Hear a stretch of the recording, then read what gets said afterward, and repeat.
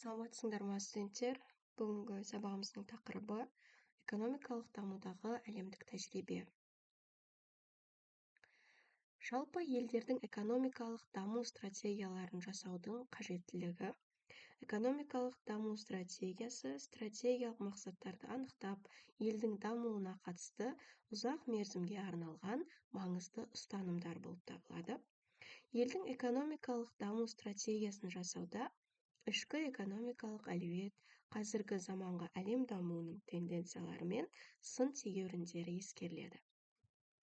Енді қазіргі әлем дамуындағы тенденциялар: ғаламдық бәсекелестіктің күшеюі, технологиялық өзгерістердің жаңа толқыны және адами капитал рөлінің артуы. Ғаламдық бәсекелестіктің күшеюі, яғни ұлттық экономикалардың тұрақтылығына қойылатын талаптардың күшеюі.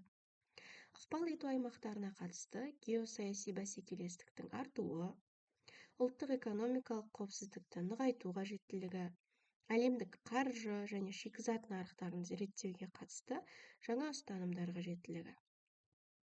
Технологиялық өзгерістердің жаңа толқыны, әлеуметтік экономикалық дамудағы инновациялар рөлінің артуы, дамудың дәстүрлі факторларының құнсыздануы, экономикалық жүйелердің жаңа технологиялық базасын қалыптастыру қажеттілігі, бәсекеге қабілетті ұлттық инновациялық жүйені жасау. Адами капитал рөлінің артуы. Адами капитал елдің экономикалық дамуының негізгі факторы. Кәсіби мамандардың сапасын көтеру қажеттілігі, адами ресурстарды басқару жүйесін жетілдіру болып саналады. Енді стратегиялық мақсаттарға жету үшін ұзақ мерзімді стратегиялық бағдарламалар жасалынады.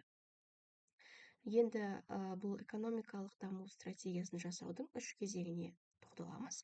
Экономиканың жай-күйін талдау, мақсаттарды анықтау және негіздеу, мақсаттарды реттеу. Экономиканың жай-күйін талдау, мәселелерді айқындау, оларды шешу мерзімдерін бағалау, кері құбылыстарды жоюдың балама жолдарын іздеу. Мақсаттарды анықтау, мақсаттарды топтастыру, оларға сипаттама беру, экономикаға ықпал ету ауқымы, шығын көлемі бойынша жіктеу. Мақсаттарды реттеу, басты мақсат пен бірінші, екінші деңгейдегі мақсаттарды анықтау.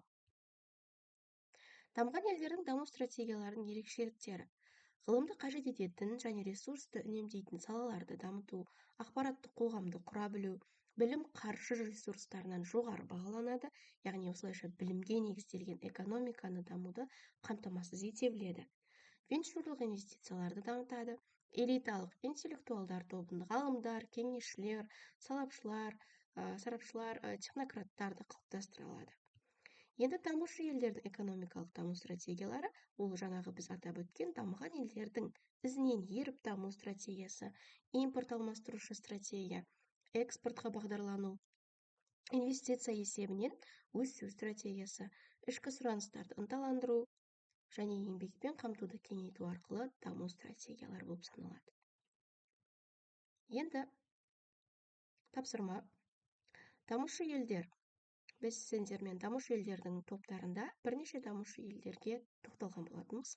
Сол елдердің ішінен біреуін таңдап алып, экономикалық даму стратегияларының бірін таңдап, бір елдің мысалында төмендегі үлгіде талдау жасаңдар.